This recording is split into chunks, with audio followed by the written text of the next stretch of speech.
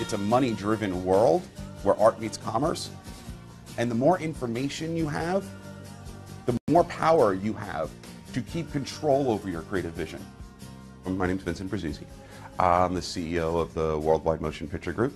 What we do is we analyze, on the script side, for example, the playability and the potential marketability of a piece of work based on 10 years of historical information that we have from moviegoers.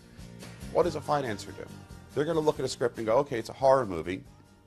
It's horror movies in the last 20 years, on average, open to $20 million and finish at 60. Well, looking at the script, it's going to cost this much to make, so it needs to make $80 million for me to get my money back. No, I'm not going to make it. Well, what if we looked at the script and said, no, it's not a horror movie, it's a demonic haunting horror movie. And on demonic haunting horror movies, the average opening is $24 million.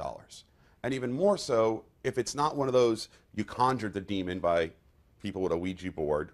Did you move it? No. Did you move it? You know, that type of thing. But it's, you know, targeted. Your mother sold your soul. It's even more marketable. Now your average opening is $27 million.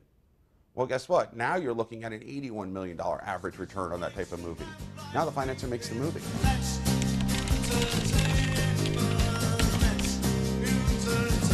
For me, any scientific analysis of any piece of writing is antithetical to creativity in every way. And I think the humanities are damaged by that kind of sort of cold calculating processing of, you know, whether something's going to work in the market or not. No matter how precise they get about it and how, you know, how analytical they get about the casting or the elements of the story in the movie, they're never going to be able to turn it into a widget business. I'm a big fan of the art side of it. It's supposed to be cognitive stimulation and emotional stimulation that's very difficult to accomplish through something formulaic. At the end of the day, the people who make the decisions aren't artists usually. There's someone who have a bottom line and they have a corporation or a boss to answer to. And if you're not speaking their language, then it doesn't matter how good your art is. Terrific.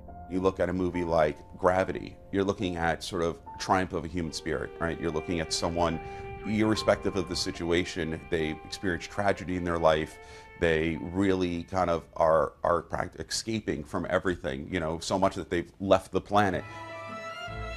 Welcome to Washington, Sullivan. If you look at the theme of 12 Years a Slave, it's not called 75 Years a Slave, which would be the real story, right? Because no one wants to see that. What's called is 12 Years a Slave. And what's the idea of it? He's not supposed to be there. Days ago, I was with my family. In my home. Now you tell me all is lost. He is mistaken identity, he's been trapped, he's been sent off, and now he's got to escape. It is an archetypal story of a wronged hero. There's no lack of creativity in looking at elements and archetypes that have worked and creating your own story out of those elements. Great chefs don't try to create a new food ingredient. They try to combine ingredients that everyone has known differently.